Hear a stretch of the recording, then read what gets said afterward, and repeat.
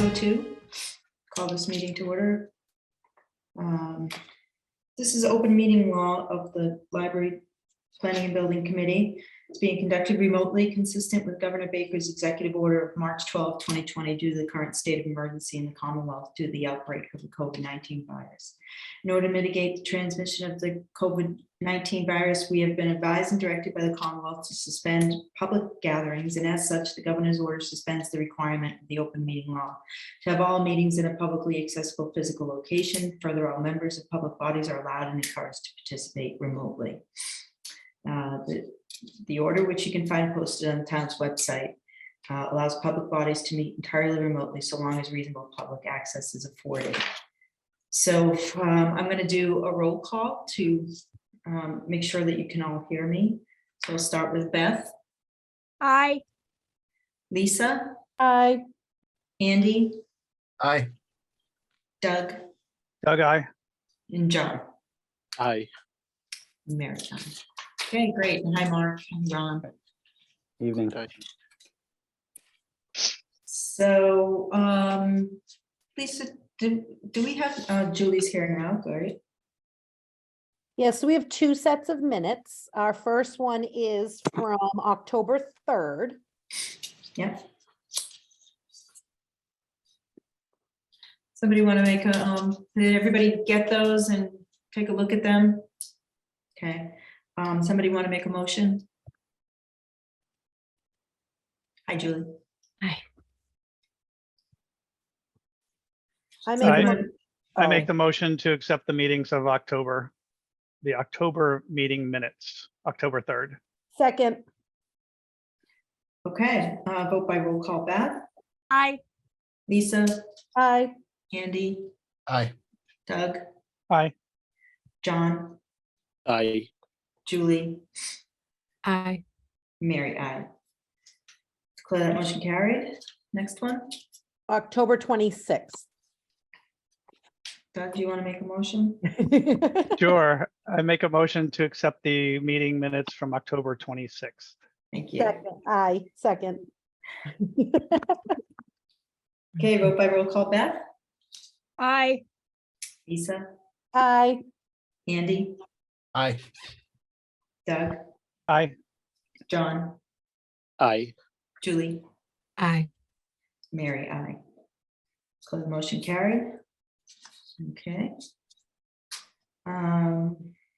Bills. Do we have bills? No. Okay, change orders. Mark. How do you want, Well- do you want me to start this off? I'll jump in. So if you remember last time we met, we had a discussion about the barn doors at the community room and the teens room. And there was a certain amount of pressure to vote on the change order because CTA's proposal was only good through the end of the month, which was the next day or so after we met. We thought the price was a little high. We weren't in a great situation, but trying to push this thing through. And there was I think a reluctant yes to move the thing forward, so it was approved. Almost immediately thereafter, I think there was some kind of buyer's remorse a little bit, and Mary and I started trading emails and conversations and so forth. And because of the nature in which it was discussed and kind of pushed through, even knowing that this could ultimately go a bunch of different ways, including one way would be if we come back to where we started, it's probably going to cost more than it did a couple of weeks ago. We decided to put it on hold. And so I called CTA and said, don't move forward with this. We're gonna look at, we're gonna keep looking basically, and Ron can jump in on the design side of things. So we ended up with a certain design after looking at several different iterations, but the consensus was that maybe there's something out there that will work as good or better and cost less, and certainly won't leave a bad taste in everyone's mouth as far as approving it. So we're back on the design/review stage, and Ron, you can jump in if you want on what that design is going to look like. or what we hope it's gonna look like.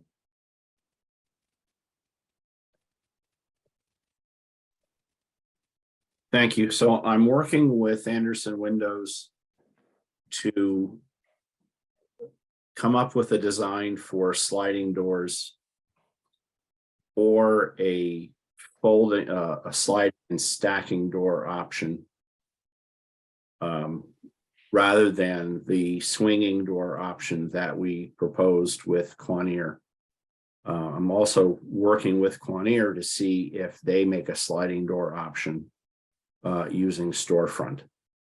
So that's in progress, and we're just trying to work out the design and what components are available to do that.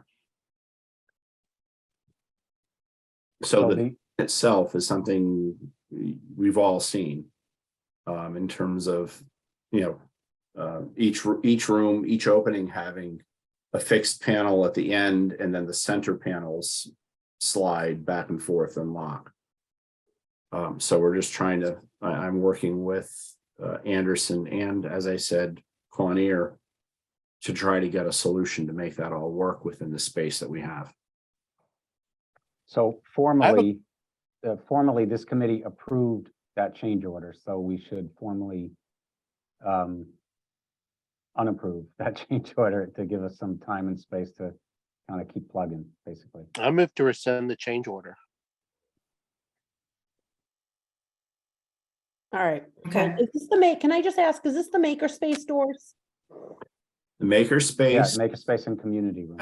All right, I just wanted as to well make as sure. the community room demonstration area, sliding doors. So these were the barn doors that we all had trouble with at the meeting last week, and I just felt really uncomfortable afterwards, just thinking nobody wanted to even make a motion, never mind second it. And I just asked a few more questions to Beth and Mark and the assistant town administrator, and they decided that it was probably best to just not take that. So we would need to, somebody would need to make a motion to rescind that that vote to change. John did, and I think Julie seconded it. Yep, okay. So does anybody have more questions about it? I've got just one other comment. So Yeah, after the meeting, when we all logged off, I immediately emailed CTA and said, you know, motion approved, get going on this change. And then the next morning I said, motion unapproved, you know, stop. But I also said, in the chance that, so say Ron is working with an Anderson rep and they find an Anderson system that can work. If we get to that point, then the rep can probably volunteer an Anderson installer that can do the work as well. And it would just be a coordination effort between Ron, myself, and William and Beth. If that's the case, we wouldn't need CTA. We wouldn't need to keep them on the hook. We wouldn't need to keep, they wouldn't have to mark anything up.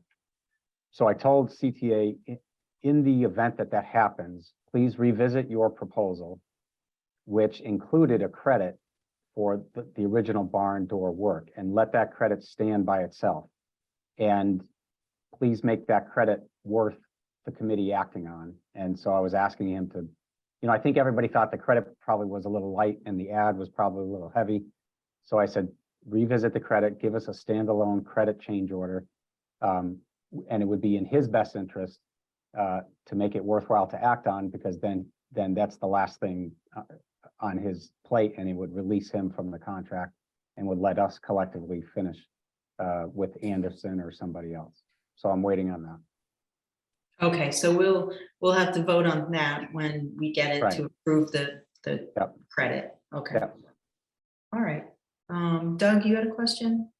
Yeah, just to reiterate that this is for the two sets of doors, Correct. not just the one room. Yeah. Correct. Correct. It's the same. It's the same design for both doors. So Correct. Anyone else? Yeah, Andy?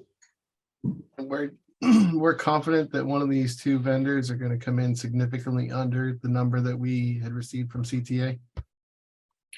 No, But we are assured that we're not going to have the overhead costs with CTA. We could just get the contractor to install those, the subcontractor, because CTA had nothing to do with it anyway. So we were paying for a storefront, which is significantly higher than a sliding door or a bifold, correct, Ron? We were comparing a Conair storefront system to an Anderson sliding door system. We're also comparing a large contractor to potentially a smaller contractor. So there could be a cost difference there. Andy, Mark, correct me if I'm wrong. Yeah. But that's something I've seen on other projects where when you're using the GC as opposed to a small contractor, there's usually a difference in price. So of course, the risk we're taking, even though we thought the price was high, is that if we go down this road and for whatever reason it doesn't work, and we reluctantly agree that go back to where we started, in this case with this storefront design, and then we go back to CTA, they may say, we told you the quote was good through October, now it's December 15th and the price has gone up, whatever, $5,000. So there's the risk of that happening. Obviously, the hope is that we're going to go down a different path and ideally release CTA, get a product, an end product that everybody's happy with that costs less money. But couldn't we just hire Chandler to do the work regardless? If so, if they gave their price without the markups from CTA, we would still be, not way ahead of the game, but we wouldn't be paying the overhead. Correct. Okay. Right. Lisa?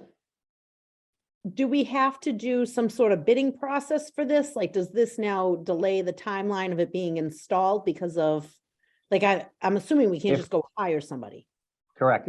If we go down that route, if we want to go outside the contract and pursue an Anderson installer, but I spoke to William and basically we just have to request 3 quotes. It's of a size that, so there is a public process, but it's not a big, long, drawn out ordeal.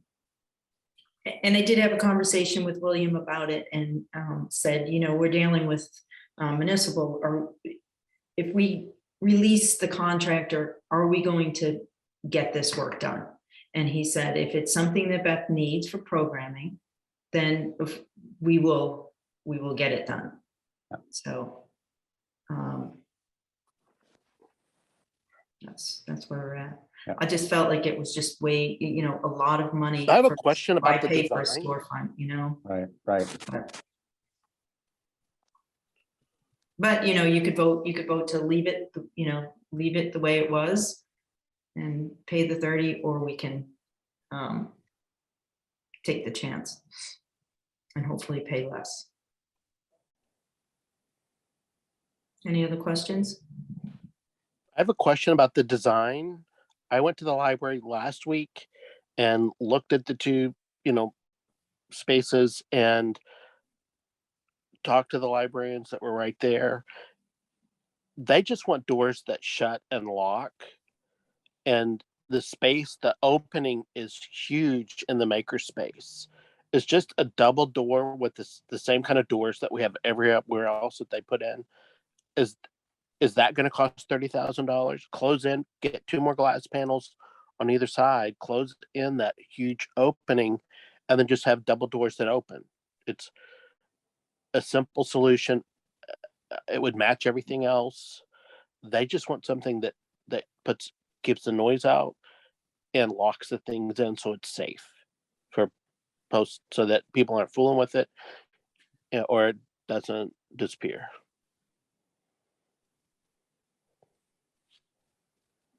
Ron? Right. Yeah. Well, then we'd be looking at doors that are, 9 or 10 feet high. No, shrink that down. You're not going to be putting in humongous things in these spaces. Put in 8-foot doors or whatever a standard door is, and then glass in, just like, because there's glass panels on the maker space, make glass panels that fill in the rest of it, because you also, if you have a bunch of dark, you can't see in. And that was another concern that we had, especially the maker space, is if you have these doors either open or shut and it blocks the view, the librarian cannot see in to see what's going on.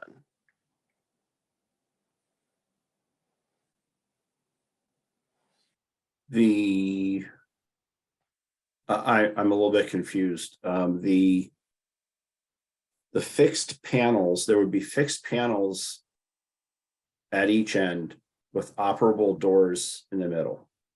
Right, that would probably need to be glass doors rather than Everything would be glass.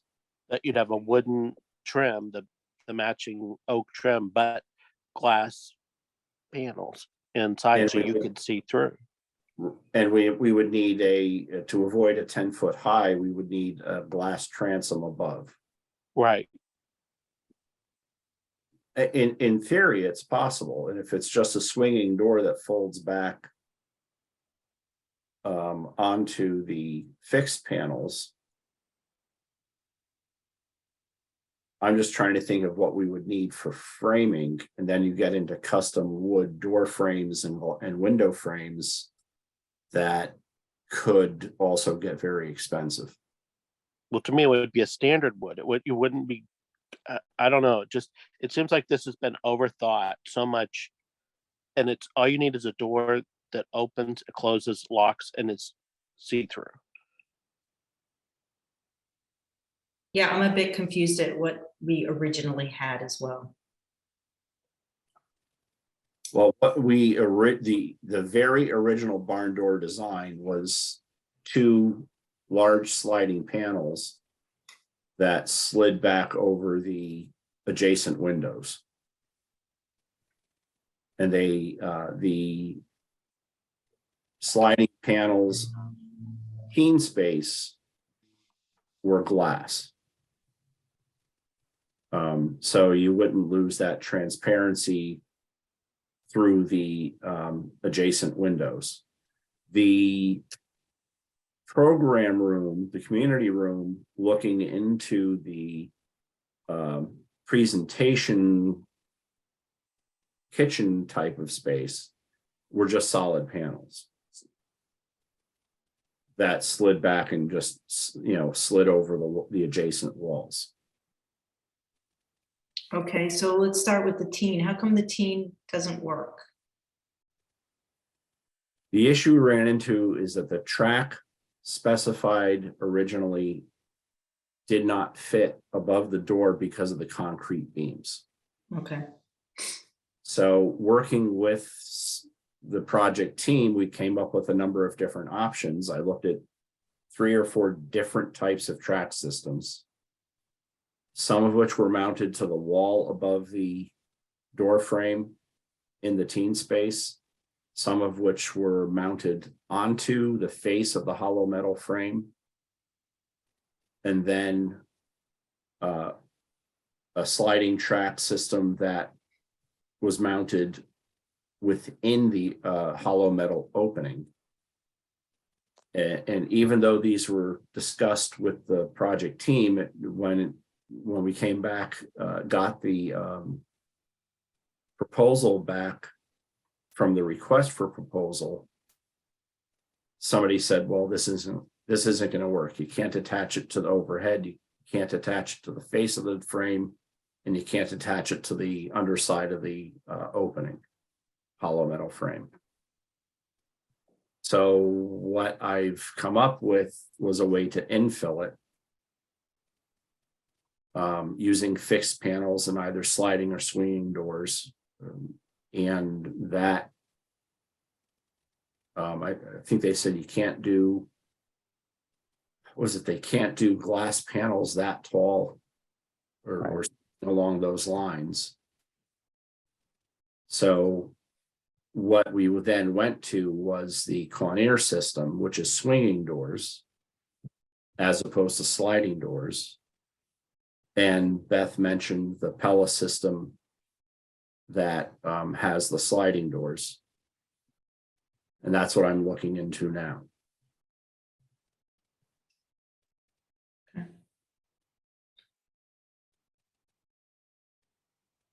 Any other questions?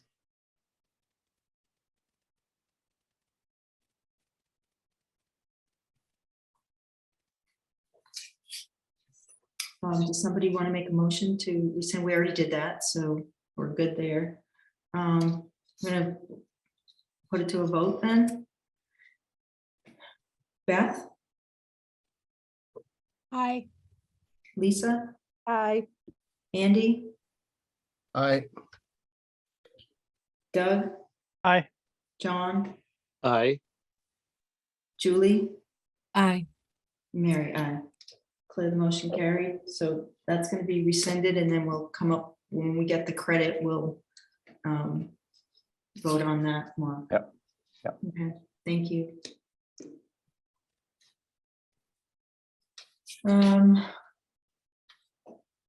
So that's it with CTA. So that will be the last change order. The last Will be the change, order, credit. right? We're still Okay. chasing down them. They've got 3 or 4 things that are in progress but not done. You know, the gate at the bottom of the stairs is 85% done, but it's not 100% done. The controls related work is probably 95% done, but the 5% that isn't done or isn't commissioned is driving Beth crazy. The roof leak that hasn't leaked in months and months and months, we're gonna try to make it leak tomorrow. And so, and some of those things that I just mentioned are punch list / warranty related items. They're all CTA's responsibility. But as far as contractually change order work, we took out the humidifier from their contract. And if, depending on which direction this goes, we could take the barn doors out of their contract, and then that would be it. They'd be done contractually. Okay. Do you have anything else, Mark, that you wanna? No, I mean, I think we're on at least our 3rd, if not our 4th PM from CTA, and the new PM that we're with, you know, on the one hand, I feel bad for the guy. He's coming in at the end, coming in cold and trying to wrap up a lot of loose ends, but he is being, he's trying to aggressively just kind of close everything out. And we just had our weekly 4 o'clock meeting, Beth and Ron and myself. And immediately thereafter, Matt was setting up a meeting with our commissioning agent and his mechanical contractor for tomorrow to resolve the open controls related items. And he's been working with Beth and the previous superintendent for him to come out and finish the gate. So we have momentum, and he's trying to kind of wrap things up. And if we administratively remove those change orders, that puts less in front of them in the finish line. So I think we're making strides. Awesome. Okay. What And the- about the cupola? I know that there was some leak around the cupola. Yep, they sent Capeway Roofing, who did the roof. They sent them up to look at it, and they pulled back between the slate, and they basically found some existing copper flashing. It was so old, it was kind of pitted and it had holes in it. So the town has already made a claim with their insurance company. So William is taking care of that one. Great. Okay. Let me back up real quick for the commissioning agent. Is that to get it so that the heat, you don't get burned up in one room and frozen in another, Beth? Is that what that is? That's, yeah, part of that, yes. So Yeah, I I'm not able to control any thermostats at the But moment. that's what if we do this recommissioning, that will fix that, or that's the hope. I hope.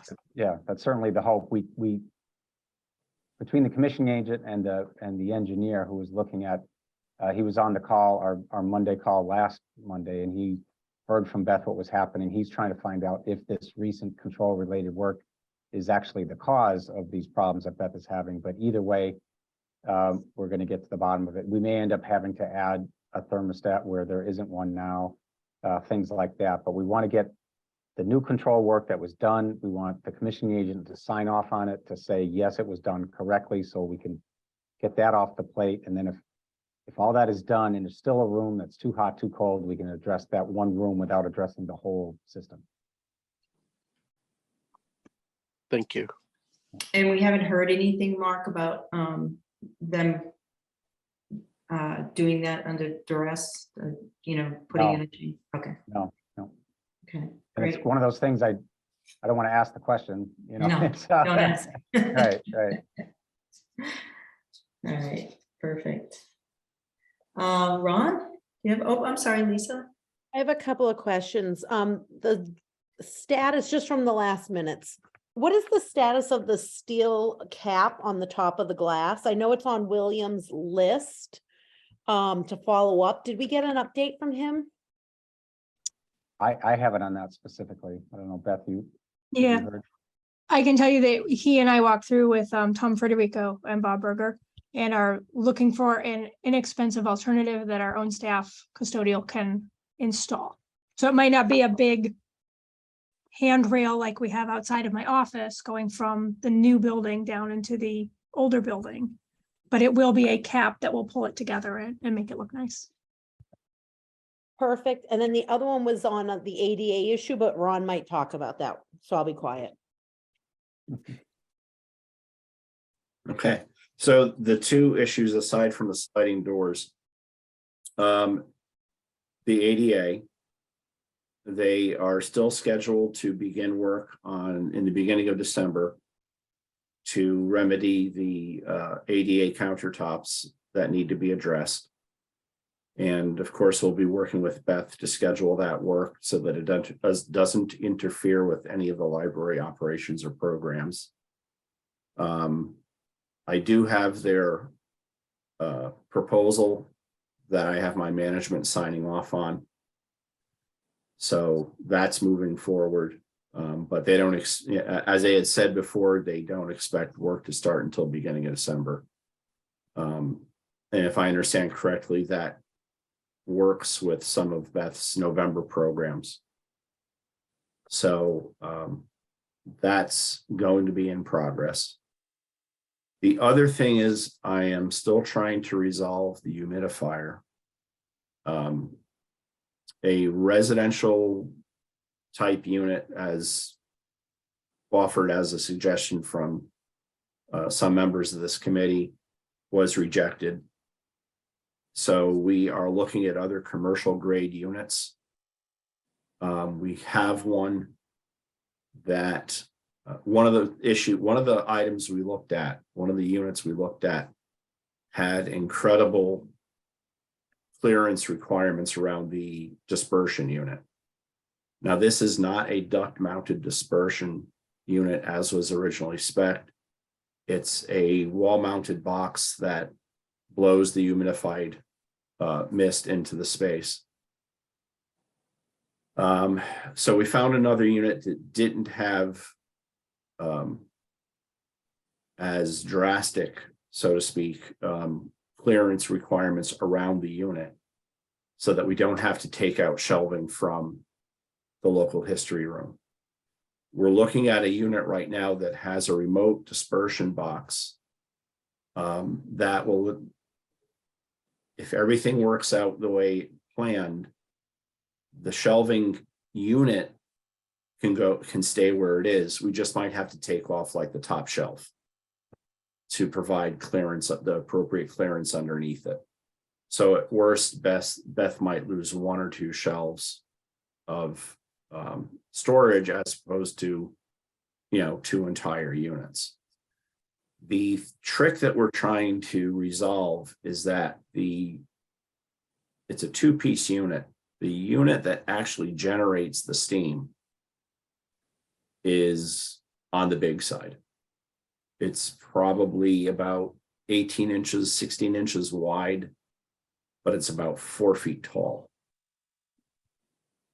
which is actually bigger than the unit that is currently in Beth's office. So we're looking at where we can place that unit without putting it in the administrative office. There's the possibility of putting it above the ceiling, but we don't think we have the 51 inches of clearance above the ceiling to locate it there. So I'm meeting with the engineer tomorrow afternoon. We have a Zoom meeting set up. I did some preliminary sketches and, floor plan and elevation of possible locations for both the blower unit and the steam generation unit. I want to make sure that mechanically they work, because there are distance limitations as to how far you can have the blower unit away from the steam generating unit.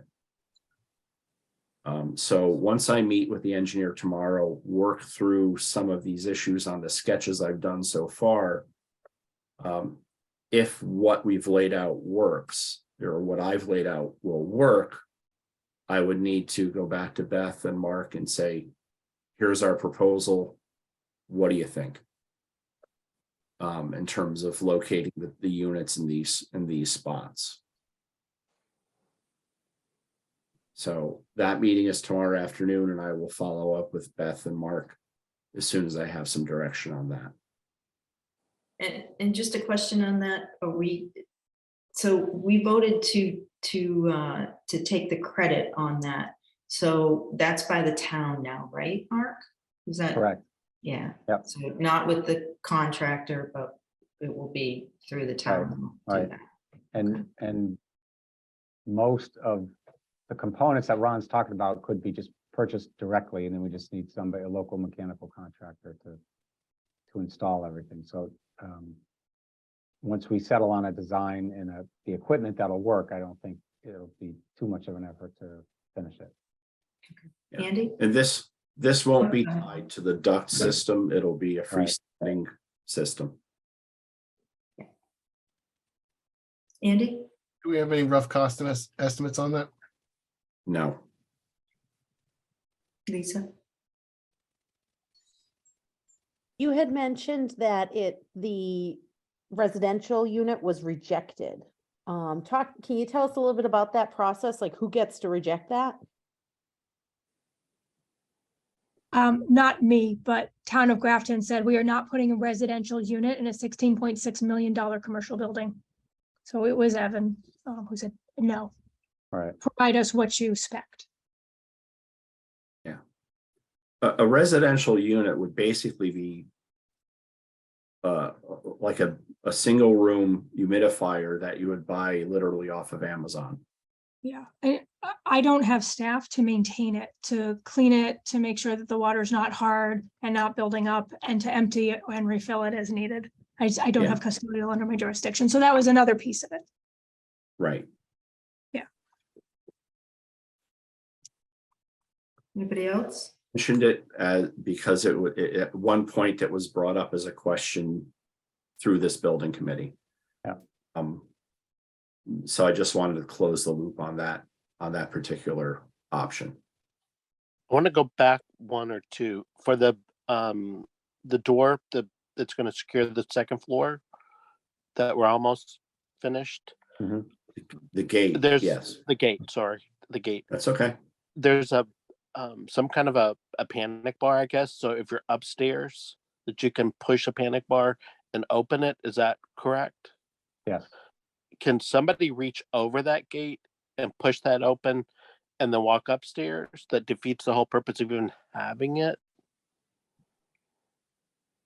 Somebody who's so inclined, honestly, yes, they could do that. Yeah. But Or they it's can a- hop over the gate or over Right. Yeah, Over it's the required by literally. code, John. Yeah. No, Literally I'm hop over the not glass saying it's wall. a bad thing. I'm just saying, Yeah, we're spending a ton of money on something that's not terribly secure. If we're Yeah. trying to keep people, if the goal is, and does the elevator, can you lock the elevator so people can't Yes. just push the button and say, oh, we'll just go up the elevator instead, You can lock the elevator, and the gate is Okay. to keep the honest people out, basically. Right. And I mean, I don't think people are going to do that, but there's always the one Right. guy that We'll get them on camera. If On a they, I was dare. just, and I'm too short. I can't reach over and do it, but you could, in theory, pull over a chair from the Friends corner, stand on the chair and reach in. So on. it's not an easy, it's doable, but it would take a lot of effort. Okay. I wasn't sure the height, because I didn't want to swing that door open and see myself, but as long as it's difficult, anybody can crack anything, Right.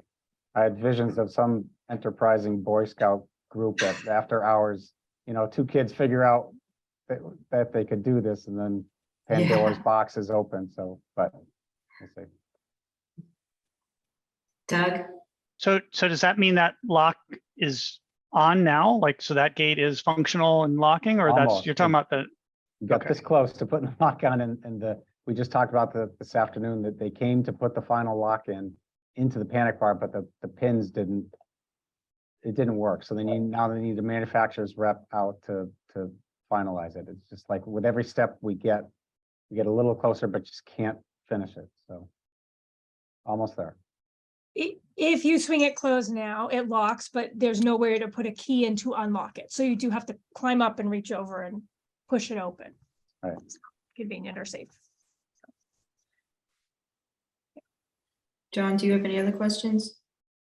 I do, since you said that. Because I walked the building the other day, and Beth, you weren't there. They had a ukulele group, and I thought, oh, maybe you're there, and it wasn't your group. But the door that goes out, I guess, the children's room outside that had the leak, it looked like to me like, it's on the Grafton inside, that they caulked it or they weather stripped, they did something to prevent Yep. the water from coming in. But it looked like the bricks that go to that are at an incline or decline to the building. So the water is running from that terrace down towards the building. And because I'm sure it needs to be handicap accessible, you can't put a step in or something to prevent that. It seems like that it could potentially be a long-term continuing problem. They did, when they went out to investigate, they did find some areas around the frame at the base that either hadn't been caulked or hadn't been done correctly, and CTA owned up to it and fixed it. And since that time, we haven't had an issue with water coming under. But to your point, it is a kind of a funky intersection of a lot of different grades. And so it's something that I guess to be aware of in the future, whether it's rain or snow in the upcoming winter season. Because it's pitching towards the building. But then if That's I it. recall, they put in concrete so that it diverted away Right. from the, Right. Right And at the door. since that time, knock on wood, but it's been successful so far.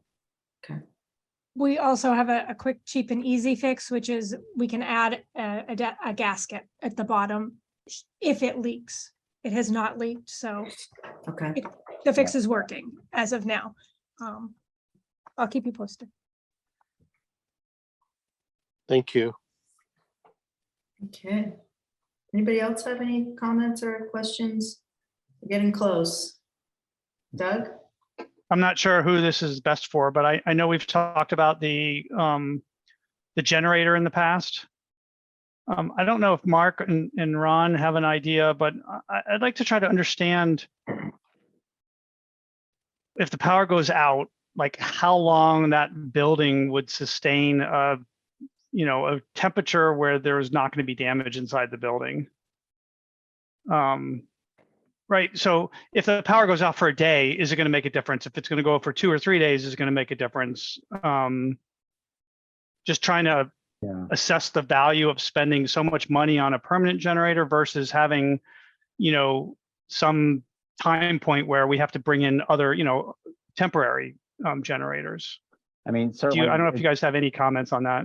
Yeah, I mean, it certainly depends on the weather and if it's extreme conditions, then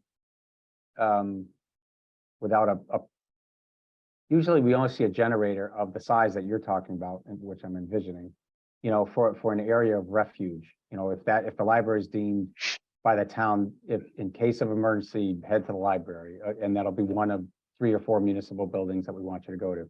In that case, you'd need a substantial generator, which will keep everything going, all life safety, heat, and so forth, for a while. Without that, it's going to be limited. You know, the emergency lights will stay on long enough for people to get out of the building if there's an event of some type. And the heat will be on for short, it's all short term. It's not gonna last any appreciable amount of time. But typically when we see a large scale generator, it's for an area of refuge. Or a medical facility, you know, where life support systems are hooked up and need to stay. But an investment that we're making in this building, the protection of what we've spent, this is probably the most expensive building we've built in town since the high school. Yeah. I don't know if the high school has a generator, but I would think that this is something we don't want pipes to freeze and to have huge expense, and to shut down the library and to clean up the mess. And Yeah, I mean, I don't disagree. You could certainly argue that. It's just it it would be a discussion because it's not an inexpensive Yeah, solution. the buildings that, from what I remember from the design, the building's not set up to, you know, there would have to be major changes to the electrical system to take on a generator. Right. I was just gonna say, it's a completely different method of wiring the building to have a generator instead of battery backup. You could do the whole building, you could get, you know, and then have a rental come in, but again, that's extremely costly. Right.